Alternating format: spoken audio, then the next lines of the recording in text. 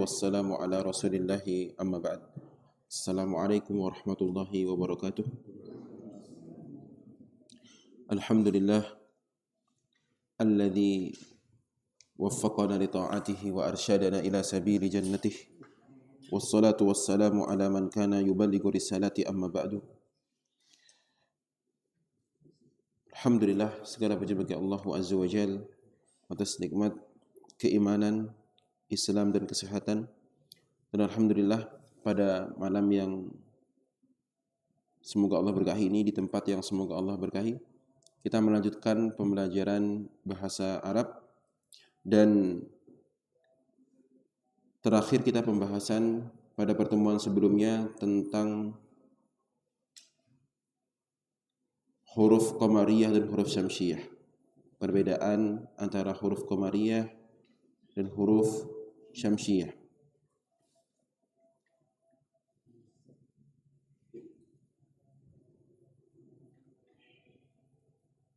Dan terakhir kita juga membahas tentang macam-macam jumlah kalimat. Ada dua macam. Ada kalimat jumlah ismiyah, yaitu kalimat yang didahului oleh isim. Dan ada jumlah fi'liyah, kalimat yang didahului oleh fi'il. Pada pertemuan kali ini kita coba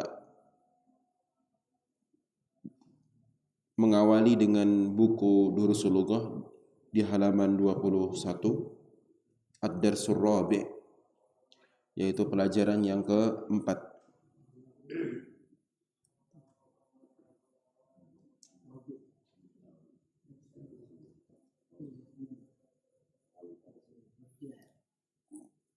Pada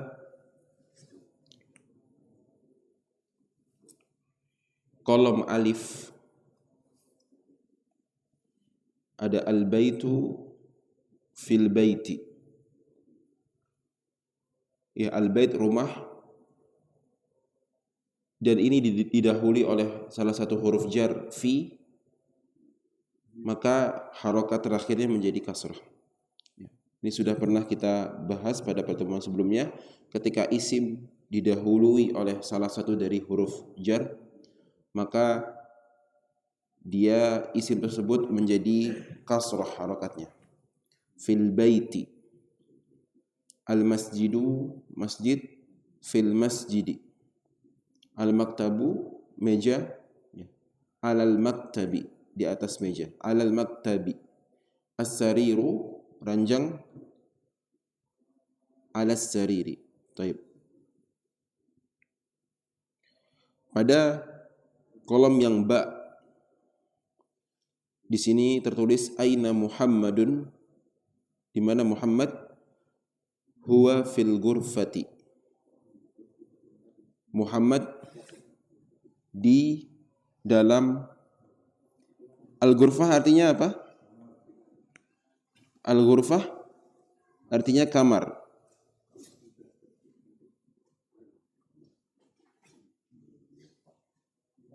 Wa aina Yasir, di mana Yasir? Huwa fil hammam. Al-hammam artinya kamar mandi.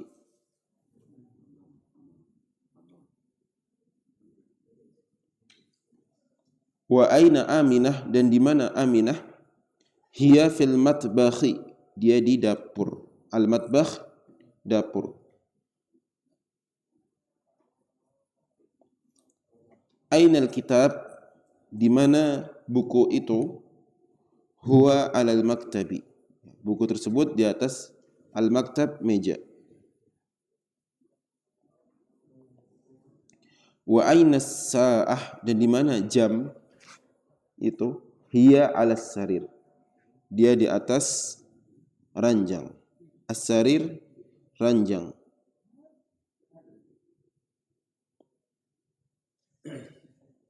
Ini sekaligus mengajarkan kepada kita cara menjawab dari sebuah pertanyaan. Ketika yang pertama ini, aina Muhammadun, di mana Muhammad, maka kita bisa aja menjawab dengan Muhammadun fil ghurfati, Muhammad di kamar. Atau kita pakai kata ganti. Ya. Dia di kamar. Ya. Karena Muhammad adalah mudzakkar, maka pakainya huwa fil ghurfati. Begitu juga yang di bawahnya, wa aina Yasir, dan di mana Yasir? Kita bisa aja menjawab dengan Yasir fil hammam, atau kita menggunakan kata ganti dia tapi laki-laki, huwa fil hammam, al-hammami. Kemudian wa aina Aminah. Nah, di sini di mana Aminah? Aminah di sini nama perempuan. Di mana Aminah? Nah, kita bisa aja menjawab dengan Aminah fil matbakh. Aminah berada di dapur. Atau kita menggunakan kata ganti dia tapi perempuan, yaitu hiya. Hiya itu dia perempuan. Huwa artinya dia laki-laki, hiya artinya dia perempuan. Hiya fil matbakhi. Kemudian di bawahnya ainal kitab, di mana buku itu? Nah, al-kitab di sini mudzakkar atau muannas? Mudzakkar. Karena tidak ada tanda muannas seperti tak marbutah. Maka kita memakainya huwa. Huwa alal maktab. Maksudnya dia, buku itu di atas meja. Wa aina sa'ah, dan di mana jam itu? Ini as-sa'ah masuk kategori muannas, ya, karena ada tak marbutahnya, ciri-cirinya. Ya. Hiya alas sarir. Taib. Nah, sekarang ada latihan kembali. Ajib anil as'ilatil atiyah. Jawablah pertanyaan-pertanyaan berikut. Pertanyaan yang pertama, di sini ainal kitabu? Di mana buku itu? Cara menjawabnya gimana? Huwa ala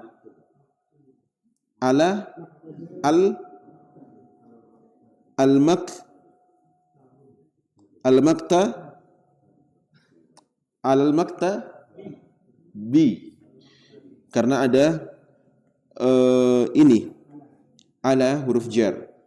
Kalau ada huruf jar maka isimnya dia kasrah, huwa ala al-maktabi. Kemudian aina Muhammadun, di mana Muhammadun? Jawabnya gimana?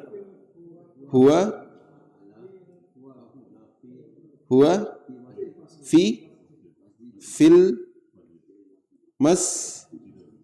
fil masjid. Dalnya harakatnya apa? Fathah, dhamma atau kasrah? Dom. Dhamma, fathah atau kasrah? Fil apa? Fil masjidu atau fil masjidi atau fil masjida? Yang bilang fil masjida alasannya kenapa?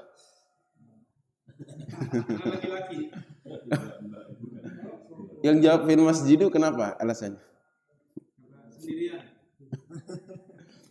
Yang benar huwa fil masjidu fil masjidi, ya.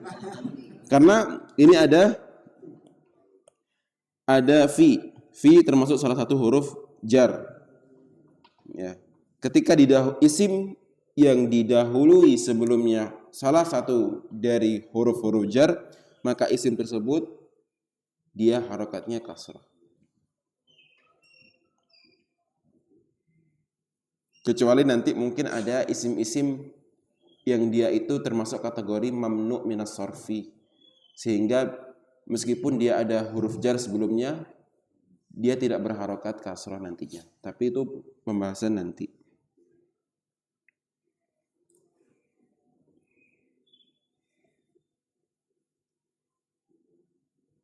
Nah, aina sa'ah, di mana jam itu? Cara jawabnya? As-sa'ah di sini muannas, maka cara jawabnya aina sa'ah, di mana jam itu? Hiya Di mana? Ala. Jam itu di, misalnya di atas apa tadi bahasa Arabnya? Ala. Bahasa Arabnya di atas ala. Mau di atas apa? Di atas meja kah atau di atas kasur? Di atas as-sa'ah ala sarir bisa, di atas ranjang. Kalau dinding apa Pak bahasa Arabnya? Dinding.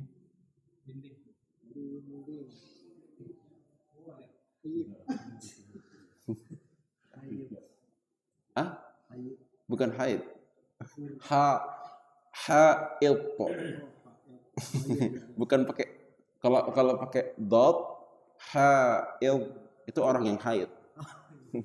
Kalau haid pakai ta, itu dinding artinya.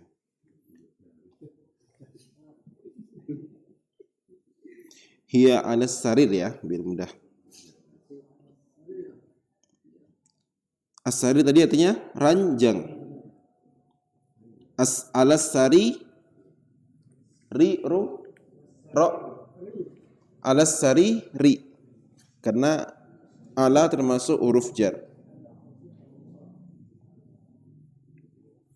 Aina Yasir? Di mana Yasir? Huwa fil madrasati, bisa. Di sekolah, fil madrasati.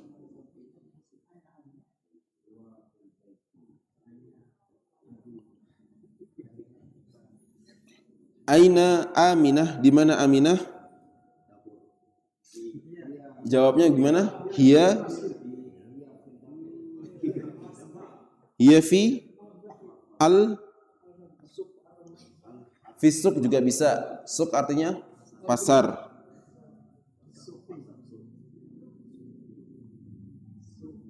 Fisuk.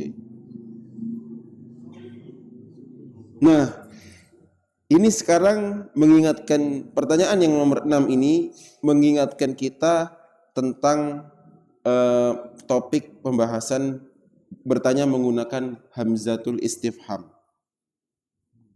Di sini dikatakan Aminah fil ghurfati, apakah Aminah berada di kamar? Jawabnya mau na'am misalnya. Na'am atau la gitu. Jadi na'am, kalau kita jawab na'am hiya fil ghurfah. Kalau enggak berarti la hiya fi, di tempat yang lain gitu. Tempat yang lain misalnya fi suq gitu.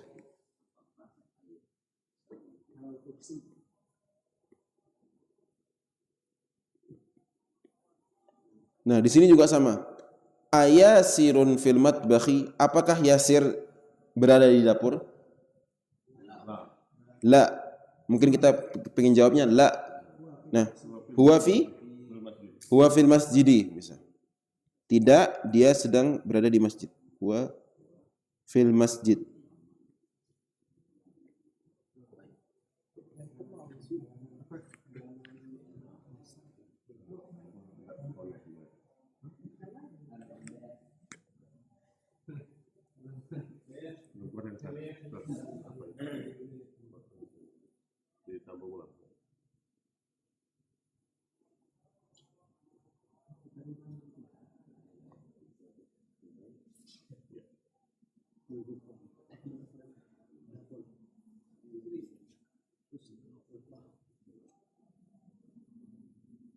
Nah, pertanyaan nomor 8, man artinya apa? Man siapa? Man fil ghurfati, siapa di dalam kamar? Kira-kira gimana jawabnya?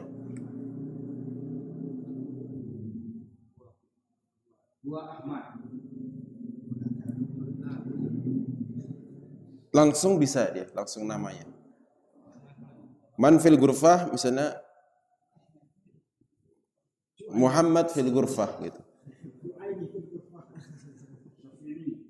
Atau Asy-Syafi'i misalnya, Asy-Syafi'i.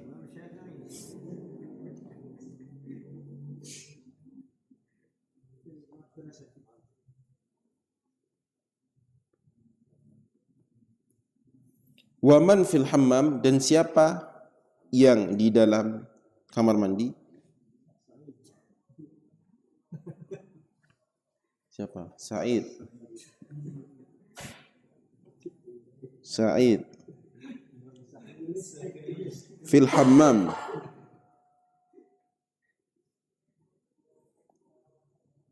Madza? Madza sudah tahu artinya? Madza? Apa ya? Madza alal maktabi? Apa yang ada di atas meja?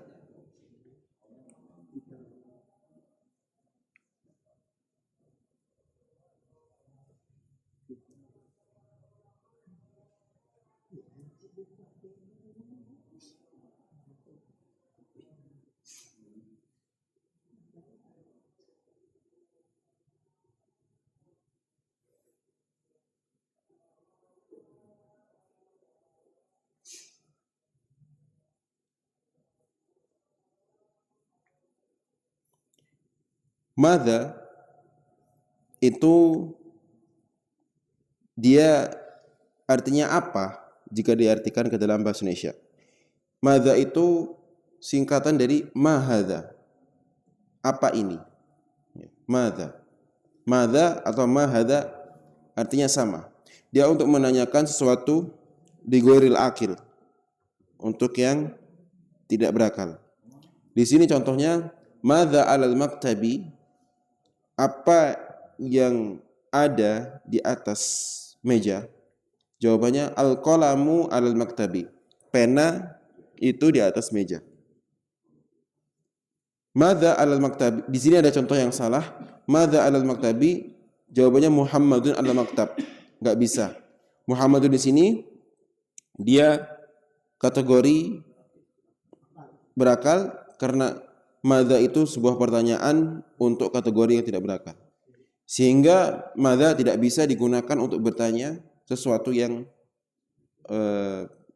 tidak berakal. Sesuatu yang berakal. Ya, karena madza digunakan untuk bertanya sesuatu yang tidak berakal. Seperti ini, madza 'alas sarir?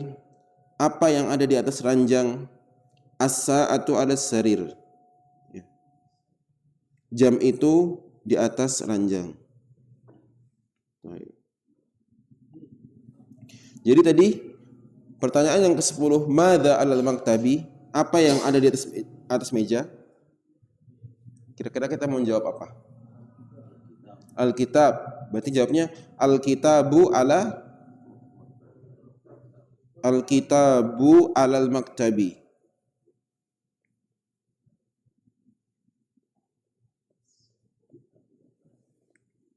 Madza 'alas sarir? Apa yang ada di atas ranjang?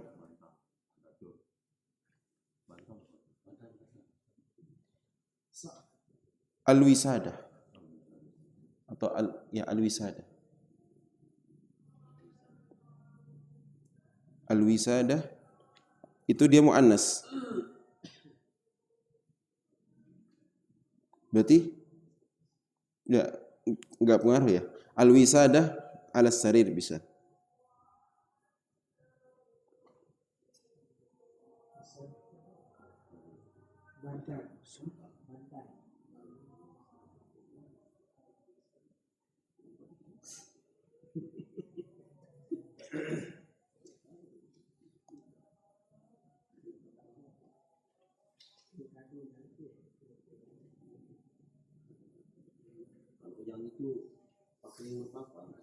Yang mana? Yang mana?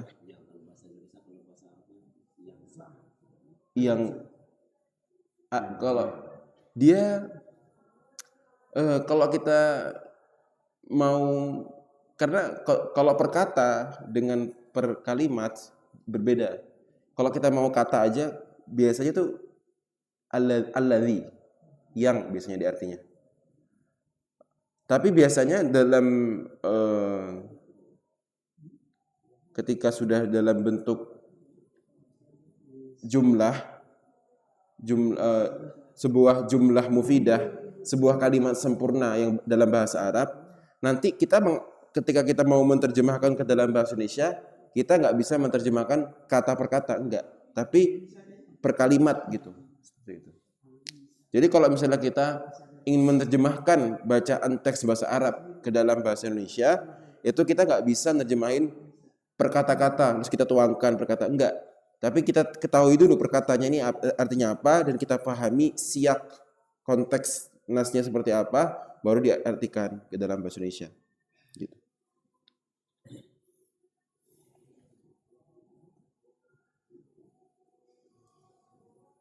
Seperti ini.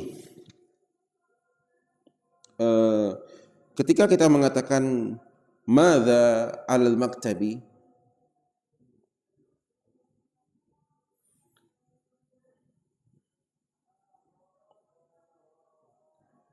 ketika kita mengartikan satu-satu, madza apa, ala di atas, al-maktab meja, apa di atas meja. Terkadang dalam sebuah penerjemahan itu ketika diartikan secara perkata dia jadinya tidak dipahami dengan baik gitu.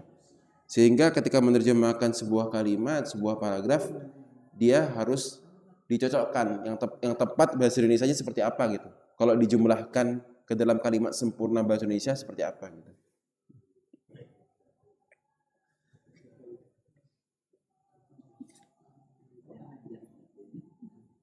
Nah, di sini Iqra waktub ma'adhabti awakhir kalimat. Bacalah, kemudian tulis dan berilah tanda harokat di akhir kalimat. Ini bacanya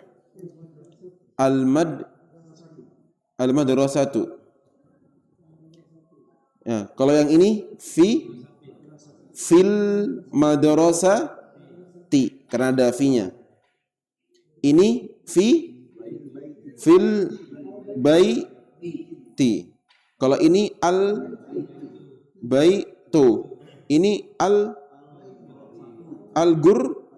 gurfa tu, ini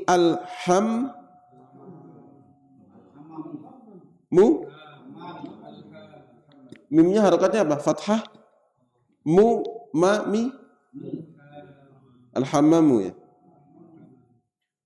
Fi al-matbakhi. Ini al-maktabu. Ala al-maktabi. Ala al-kursiyi. As-sariru. Ala al-kitabi. Fil masjidi. Baik, barakallahu fikum. Jadi ketika didahului huruf jar, maka isimnya kasrah harokatnya.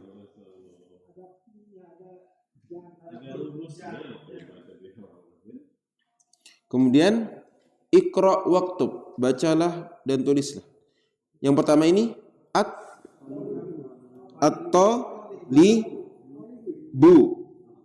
fil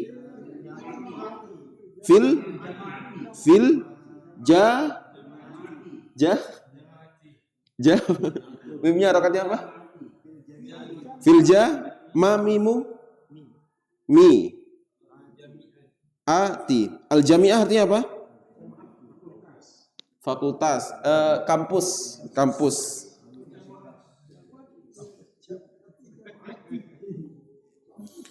Kemudian nomor 2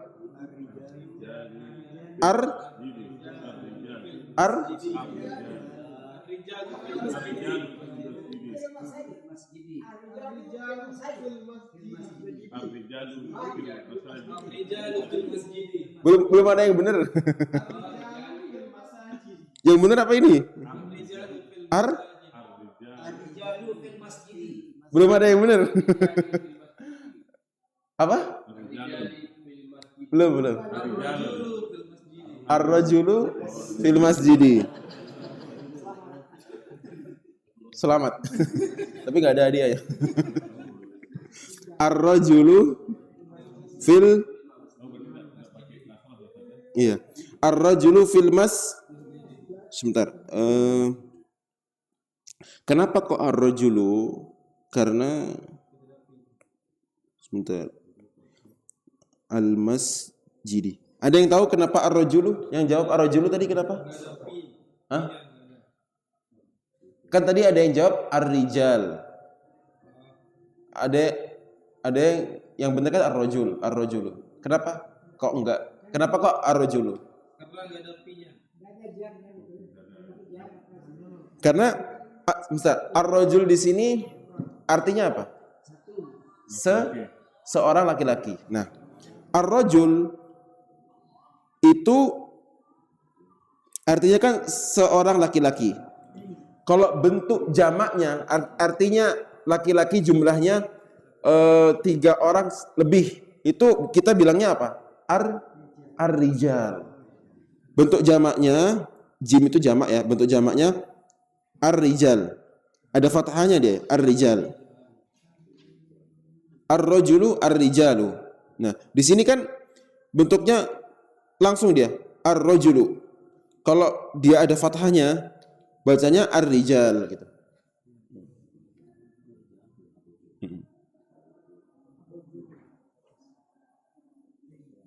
Tapi kan bisa saja dia misalnya lebih dari 2 misalnya kan? Misalnya kita ar-rijalu fil masjid ini. Bisa. Bisa ya? Bisa. Ar-rijalu fil masjid bisa.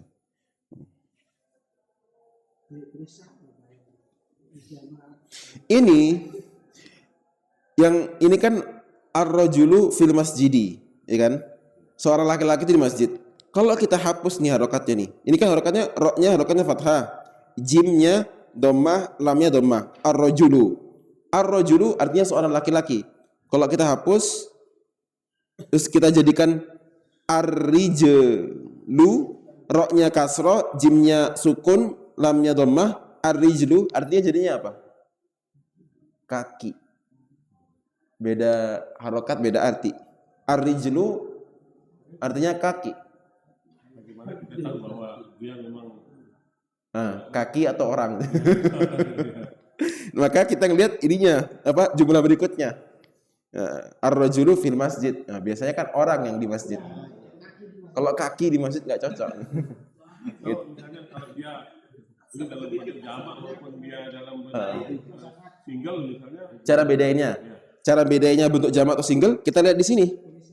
Ini dari tulisannya. Ar-rajulu ini kan bentuk mufrad satu orang. Ar-rajulu. Kalau ini ar-rijalu, huruf jimnya ada fathahnya gitu. Misalnya kalau dia tidak punya baris tidak punya harokat gitu. Enggak punya harokat.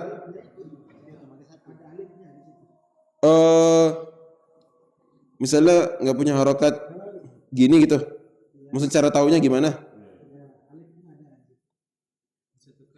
Cara taunya adalah memang kita sering dengar gitu. Ngafal dari orang-orang Arab gitu. Bentuk mufradnya seperti apa, bentuk jamaknya seperti apa kayak gitu. Contohnya ar-rijlu di sini bentuk jamaknya apa? Kan dikatakan ar-rijlu artinya kaki. Bentuk jamaknya kaki artinya kakinya banyak itu. Ada yang tahu? Arjul. Ar-rijlu arjul. Kalau ar-rajulu ar-rijalu. Jadi bentuk mufrad dan bentuk jamak itu memang kita harus ngafal sering dengar dari orang-orang Arab gitu. Kayak gitu. Jadi kita taunya ya kalau apa? Tulisannya sama. Tulisannya tadi ar-rijlu atau ar-rijalu, ar-rajulu itu sama tulisannya. Nah, kalau yang apa namanya bentuknya sama, memang terkadang kita akan kebingungan tatkala kita tidak memahami kalimat sempurnanya seperti apa gitu. Contohnya tadi ini kan nggak ada harokatnya nih. Ini bisa aja ar-rajulu, bisa ar-rijlu kan. Tapi ternyata kalimat berikutnya, kata berikutnya fil masjid, titik-titik di masjid. Sehingga ketika kita mau mengatakan ar-rijlu ternyata nggak cocok gitu. Karena ini kaki artinya gitu. Oh, berarti yang cocok ar-rajulu gitu. Gitu. Ar-rajulu.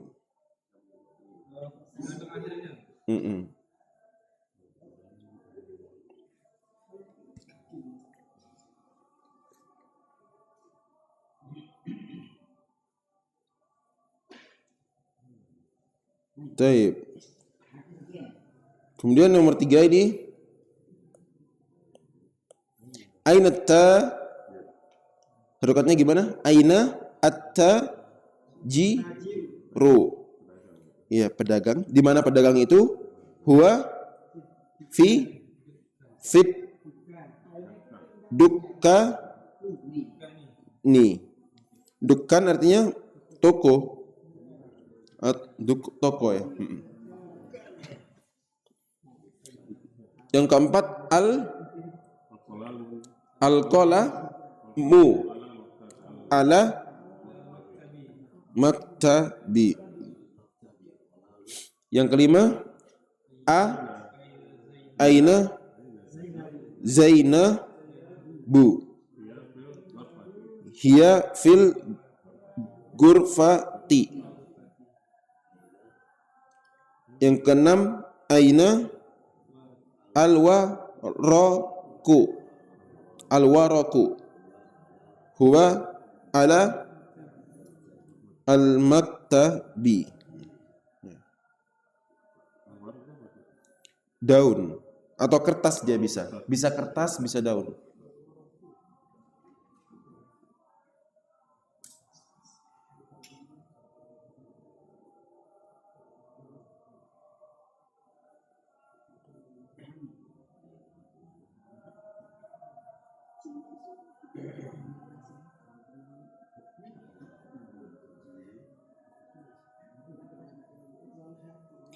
Yang pertanyaan ketujuh ini aina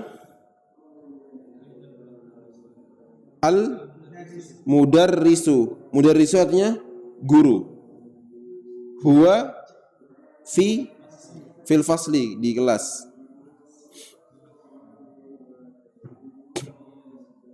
Yang ke-8 aina ya sir. Huwa fil mirhadi. Al mirhad artinya apa?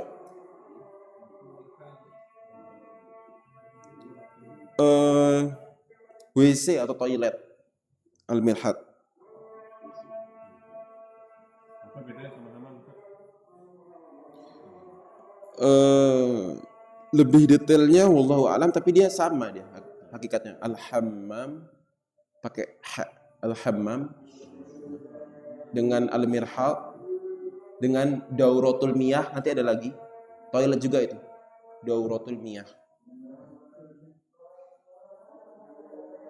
Kalau di pelang-pelang apa? Kalau nggak salah di toilet-toilet di Masjid Nawawi itu pakainya dauratul miyah. Itu. Jadi al-hammam, al-mirhad sama dauratul miyah sama hakikatnya. Ya toilet, WC, kamar mandi itu. Tapi mungkin ada perbedaannya. Nanti kita coba carikan.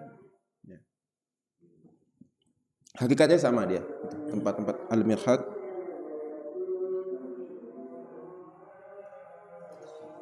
Kamar mandi, WC, toilet. Ya.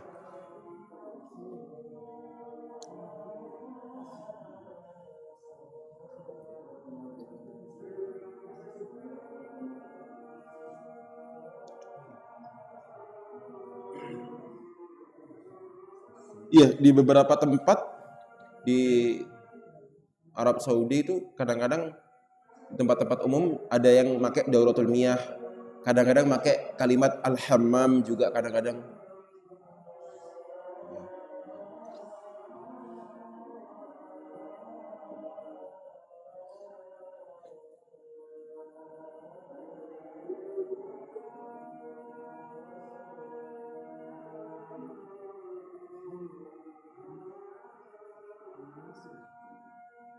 Nah, sebelum kita lanjut, azan dulu.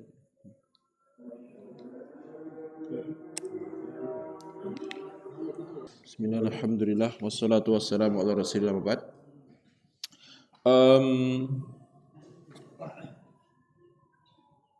Pada beberapa pertemuan yang lalu, di awal-awal, sempat kita sampaikan tentang bagaimana kalau nahwu dasar, mungkin yang di kitab Al-Muyassar ya, Al-Muyassar fi ilmin nahwi, itu diselesaikan, dan kitab tasrif yang jilid satunya aja selesai. Kitab tasrif ada 3 jilid ya. Kitab tasrif itu pembahasan sorof ya. Kalau yang jilid satunya aja selesai, kemudian nahwu dasarnya diselesaikan juga, ditambah kita punya perbendaharaan kosakata yang kita hafal lumayan, insya Allah sudah. Dan kitab Durusul Lughah yang jilid 1 itu minimal selesai.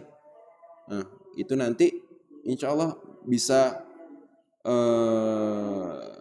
ada dasar-dasar yang kita miliki untuk bisa membaca sebuah kitab ya. Minimal kita sudah paham dasar-dasarnya, kaidah dasar-dasarnya, dan juga minimal kita sudah bisa punya fondasi dasar menyusun sebuah kalimat ya. Ketika kaidah-kaidah dasar nahwunya yang kita dapatin di kitab Al-Muyassar fi ilmin nahwi ini, ditambah mungkin kitab tasrif yang jilid satunya aja sudah cukup, dan kitab Durusul Lughah yang jilid 1 aja gitu, sudah bisa punya fondasi dasar, ditambah sama kosakata. Nah, beberapa waktu yang lalu sempat Ana sampaikan tentang ada beberapa kutip kecil yang menghimpun kosakata baik itu isim dan kata kerja. Di antaranya ini Najwas Suraya fi Kalami Afsahil Baraya, sebuah kutip yang disusun oleh para santri kala itu ya, yaitu dan dicetak oleh pesantren Islam Al-Irsyad Tengaran ini ya. Di sini rapi banget itu. Jadi mungkin kita habis belajar kaidah nahwu, kaidah shorof ya kemarin, yang kemarin ana bagikan terkait huwa huma hum ya huwa hunna fa'ala fa'alu fa'alat, itu kalau nggak salah kaidah pertama di jilid pertama dari kitab tasrif itu. Nah, nanti di kitab tasrif jilid pertama itu ada beberapa kaidah tuh. Nah, sebenarnya kita kalau bagiannya ya nggak yang kitab tasrif itu kita nggak terlalu effort ngafal, tapi kita faham aja, insya Allah sudah bisa gitu, dan diulang-ulang gitu. Nah, ketika kitab tasrif yang kemarin itu kita sudah faham, ditambah kita mungkin punya perbendaharaan kosakata, nanti kita bisa langsung praktekin tuh. Misalnya di sini ada kata kerja fataha yaftahu, membuka. Nah, kita sudah paham kaidah yang kemarin tuh, yang fa'ala yaf'alu. Nah, kita masukin. Kita misalnya mau mengatakan aku sudah membuka. Kemarin apa tuh? Berarti fi'il madi. Berarti kalau aku kemarin apa? Fa'altu. Berarti kalau fatah tuh gitu. Gampang kan? Jadi kita punya tekad. Maksudnya sebenarnya kalau kita nggak punya kutip ini juga nggak masalah, tapi setiap kali pembelajaran ada kosakata baru, baik itu dari isim, kata benda, atau dari kata kerja, kita catat, kita kumpulin sendiri.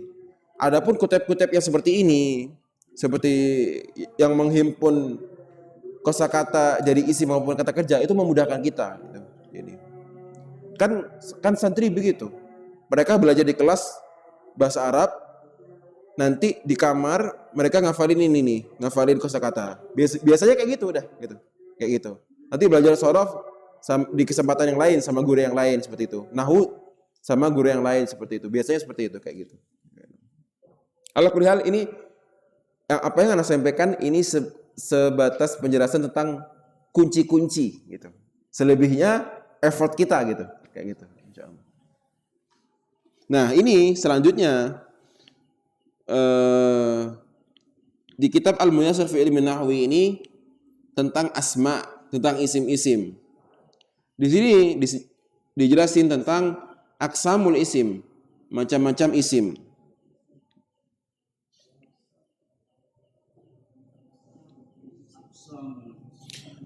Isim apa tadi? Kata benda ya. Entah itu bisa nama orang, nama tempat ya seperti Muhammadun nama orang, atau tempat masjidun itu nama tempat. Itu isim. Nah, aqsamul isim, macam-macam isim. Terbagi menjadi 3. Ada isim mufrad. Mufrad itu isim 1. Artinya jumlahnya 1. Mufradun 1. Musanna itu maksudnya adalah 2. Ada 2. Jamak. Nah, jamak itu dia 3 atau lebih, ya. Nah, macam-macam isim. Nah, nanti di jamak terbagi lagi. Ada jamak jenis mudzakkar salim. Itu lebih ke ya mudzakkar ya, mudzakkar sebagaimana kita ketahui bentuk laki-laki. Ada jamak muannas salim, jamak bentuk yang perempuan. Ada jamak taksir. Nah, biasanya jamak mudzakkar salim 2 ini, jamak mudzakkar salim dan jamak muannas salim, ini kaidahnya mudah banget.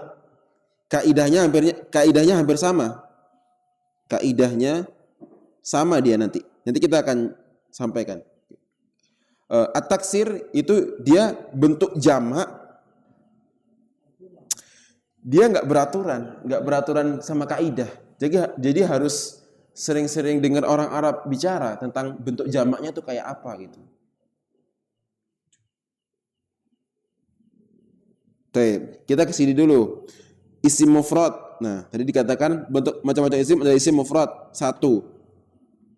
Isim mufrad di sini disebutkan al-ismul mufrad. Isim mufrad huwa ma yadullu ala wahid. Sesuatu yang menunjukkan 1. Mislu, seperti baitun, 1 rumah. Baitun, 1 rumah. Daftarun, ya, daftar, ya, catatan ya, 1.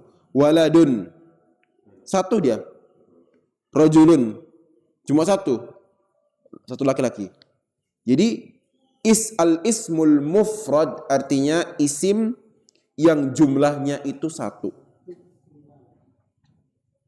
Isim, baik itu nama orang, baik itu nama tempat, benda, jumlahnya 1, itulah al-ismul mufrad. Nah, kita beralih ke macam yang kedua. Macam daripada isim yang kedua adalah al-musanna. Al-musanna itu bentuknya 2. 2 dia. Nah, al-musanna huwa ma dalla ala itsnain, yang menunjukkan 2 bi ziyadati alifin wa nunin aw ya, dengan tambahan alif dan nun atau ya.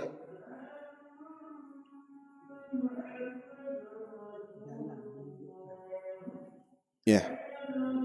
Jadi isim musanna itu yang menunjukkan 2 dan kaidahnya biasanya dengan penambahan alif dan nun atau ya. Nah, atau ya wa nun fi akhirih. Jadi musanna itu dia isim yang menunjukkan 2 jumlahnya, dan kaidahnya biasanya dia itu ada tambahan alif,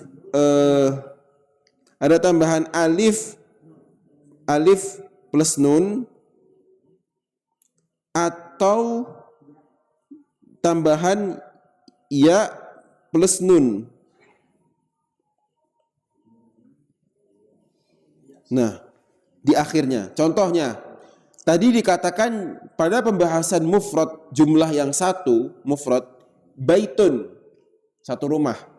Nah, tatkala kita ingin mengatakan 2 rumah, kalau kita sesuai dengan kaidah ini, kaidah musanna, kaidah menjadikan jumlahnya 2, itu kalau nggak ditambahin alif plus nun atau ya plus nun. Nanti kita akan tahu kapan menggunakan alif plus nun atau ya plus nun. Jadi baitun kan artinya satu rumah nih. Nah, ketika tadi dikatakan kaidah musanna itu ada tambahan alif sama nun. Baitun kalau ditambahin alif sama nun jadinya baitani. Baitani artinya berarti dua rumah. Nah, tadi dikatakan kaidah musanna ini bisa alif dan nun atau ya plus nun, atau baitun ketika ditambahin ya dan nun jadinya baitaini. Baitaini artinya dua rumah juga. Baitani dengan baitaini artinya sama-sama dua rumah. Waladun, anak, seorang anak. Ketika kita ingin mengatakan dua orang anak ditambahin alif sama nun kaidahnya, maka waladani, waladani, atau kita pakai ya dan nun, waladaini, waladaini, seperti itu. Nah, kapan menggunakan alif dan nun atau ya dan nun?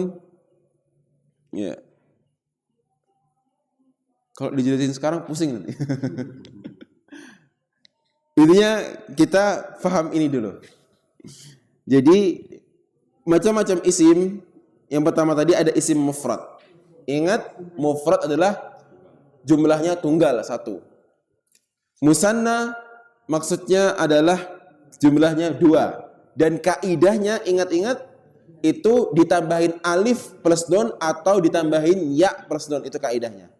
Nah, sekarang coba kita praktekkan isim yang sudah kita pernah ketahui. Contohnya masjidun. Kalau kita ingin bilang dua masjid, jadinya gimana? Masjidani atau masjidaini. Selain masjid, apa yang sudah pernah kita hafal? Kolamun. Kita mengatakan dua pena berarti kolamani atau kolamaini. Nah, urusan kita pakai kolamani atau pakai kolamaini itu nanti. Yang penting kita tahu dulu, oh, berarti kalau bentuk musanna, kalau enggak alif plus ditambahin alif plus nun atau ditambahin ya plus nun. Contoh lagi selain pena apa? Yang kitabun. Kalau dua buku berarti kitabani atau kitabaini. Seperti itu. Semuanya kayak gitu. Tinggal diaplikasikan isim-isim yang pernah kita hafal. Kalau ketika kita ingin menjadikan jumlahnya dua, musanna, maka masukin ke kaidah tadi. Kaidahnya ditambahin alif plus nun atau ditambahin ya plus nun tadi. Itu musanna. Nah, ini masuk jamak nih. Jadi jamak ada 3 nih. Ada mudzakkar salim, ada muannas salim, ada jamak taksir. Kayaknya udah dulu ya. Biar gak pusing. Baik, intinya kita mungkin malam ini sampai di sini dulu. Kita sudah ngambil macam-macam isim tadi, ada mufrad bentuk 1, ada bentuk musanna bentuk 2, ada jamak itu bentuk 3 atau lebih. Nah, nanti jamak ada jamak mudzakkar salim, ada jamak muannas salim, ada jamak taksir. Insyaallah di pertemuan berikutnya. Baik. Mungkin ini yang bisa kami sampaikan, kurang lebihnya kami mohon maaf. Subhanakallahumma bihamdika asyhadu an la ilaha illa anta astaghfiruka wa atubu ilaik. Assalamualaikum warahmatullahi wabarakatuh.